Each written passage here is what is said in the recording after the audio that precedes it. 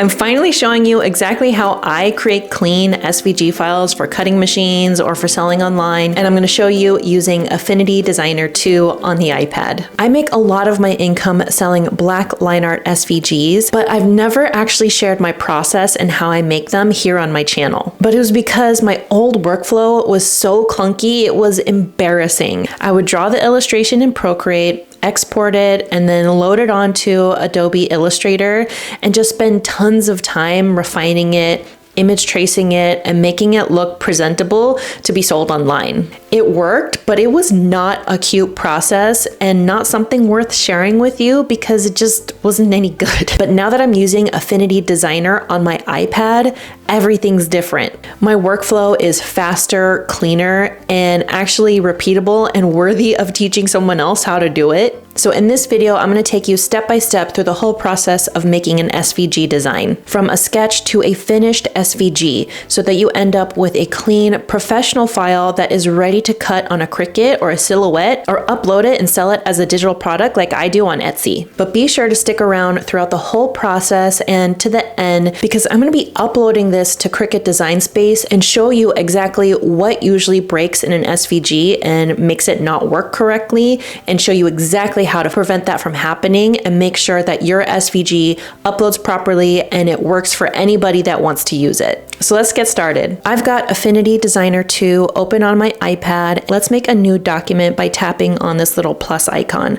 I'm going to create a custom canvas that is 1000 pixels by 1000 pixels and set it to 300 DPI. Now DPI doesn't really apply to vectors since that means dots per inch, and vectors aren't made of dots, but I always sell my vectors as a PNG version as well. So this sets me up to have a high resolution PNG from the beginning. Once your canvas is open and you notice you can't rotate the canvas with two fingers like this, go to the navigator icon down here and tap on the little lock and unlock it. Now you'll have the freedom to rotate your canvas however you like. I like to make a sketch of my idea first, so I need to switch to the pixel persona since there are no sketching tools in the designer persona. Personas are basically just workspaces with a set of tools, and in designer you can switch between the personas easily and you'll still have access to everything that you need. So now I'm in the pixel persona. So I'm going to create a new pixel layer and then use a basic pencil brush to sketch out my idea. I'm just creating a simple idea. I don't want to make it too complicated or too detailed.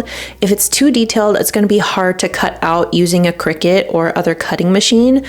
Plus, the next step will be retracing this with the vector tools, so I don't want to give myself too much work. So now that my sketch is done, I'm going to go to the layer panel and reduce the opacity to 50%. Now I'm ready to turn this into a vector design, and I'll go back to the top menu and tap on the persona and switch to designer. You don't need to create a new layer before you start, at least I don't. As you place your first anchor point, Affinity will automatically create a curve layer for you, and I just let it do that for me. But before we start, we should probably decide which vector tool we should use. For this illustration, I'm going to be showing you the different tools that we're going to need to create the whole thing as we go, but first we need to decide how to actually make the vector shapes to begin with. And I know I don't need the vector brush tool. This tool creates vector paths using paint brushes, and these brushes will have all sorts of textures.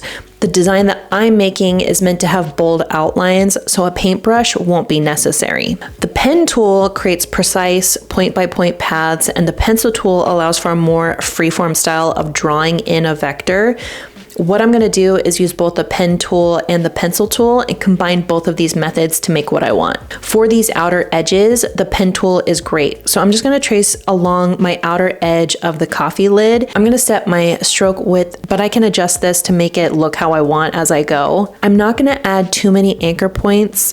Adding too many anchor points will make refining the shape a little too complicated, and it's just not necessary. But when I place an anchor point, I don't lift up my pencil right away. I drag it slightly to get it to curve along my sketch. And once I've made it all the way around, I will connect my end point to my beginning point to close the shape. Now that it's closed, I can adjust the curves using the node tool. So I will select the node tool, and then I'll tap on an anchor point, and then the handles on the node appear. These are also called Bezier handles, and they control how the paths curve through the node. So I'm just gonna make these adjustments so that the shape is smooth and it matches my sketch. I don't want sharp corners, so I'm gonna keep all of them as smooth nodes and not sharp corner nodes, but there are sort of like corner points to this lid, but I want them rounded corners. So to do that, I can push the handles closer to the center and it will look more like how the lid is supposed to look. But for these intersections of the lid with the negative space representing like a shine or highlights,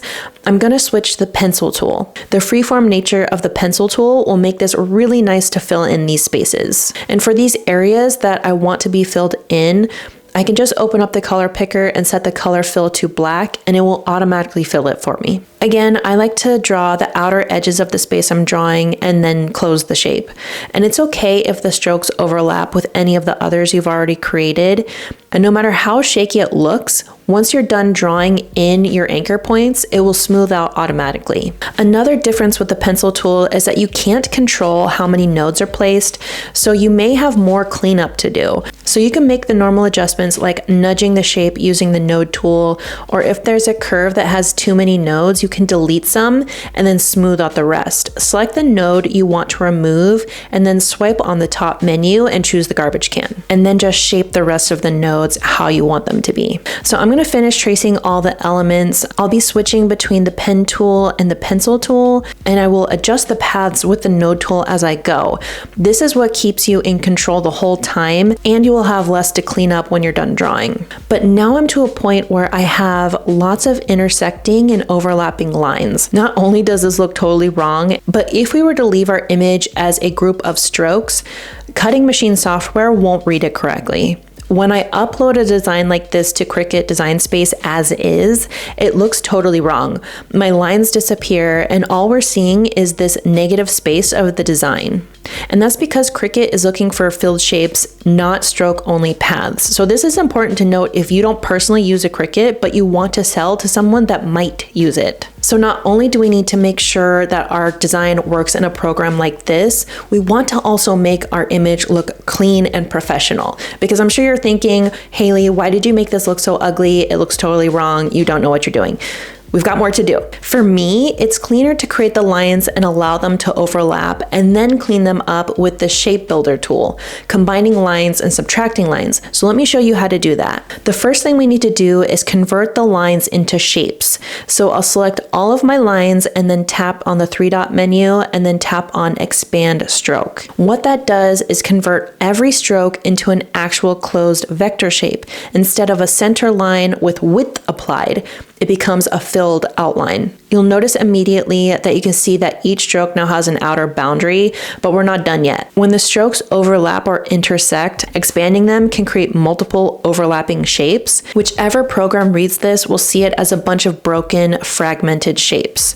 So what we want to do is combine everything into one clean shape. So for that, I'll grab the shape builder tool. I'll select all of the expanded shapes and then zoom into an area where there are a lot of overlaps. On the top menu, I'm going to tap on the plus or add mode, and then I'll drag my pencil across the sections that I want to be merged. Now those sections are merged into one continuous shape, and it's so much better now. The sections are merged into one continuous shape instead of a broken mess. And you can work section by section for more precision. And for the areas that you want to remove shapes that overlap, you can tap on the minus or subtract mode, and then tap the sections you want removed. I've found that it's easier if you do the adding first and then the subtracting second. This is also helpful for creating cutout areas, like for the coffee cup's mouth. I want to create a cutout shape of his tongue. So I'm going to draw in a white shape to represent his tongue, but this is going to be read by other programs as separate layers. And if this is going to be used in a cutting machine, we want it to read as a cutout. So I'll tap on the mouth and then go to expand stroke again, and then use the shape builder tool to subtract it out. Now, instead of separate layers stacked on top of each other, we have one clean shape with proper knockout areas.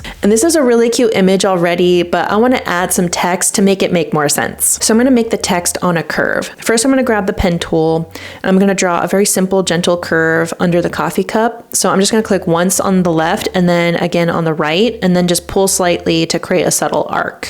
Nothing dramatic. I just want a soft curve that hugs the bottom of the design. Now that I have a path, I'm going to switch the artistic text tool. Instead of clicking on the canvas, I'm going to tap on the curve. And now I can just type in my first word, coffee. And I want to repeat that and add more text below to complete my little saying. I'm just going to duplicate the first one and change the text to is love. And I'm just going to adjust the size slightly. If the curve feels too dramatic or not curved enough, you just need to grab the node tool and click on the path and slightly adjust the handles. But now I want to fix these areas where the text overlaps with the image and then connect them as well. Additionally, if your image is going to have text, you need to convert each letter into a shape and not live text so that whatever program this image is used in doesn't have to read a font.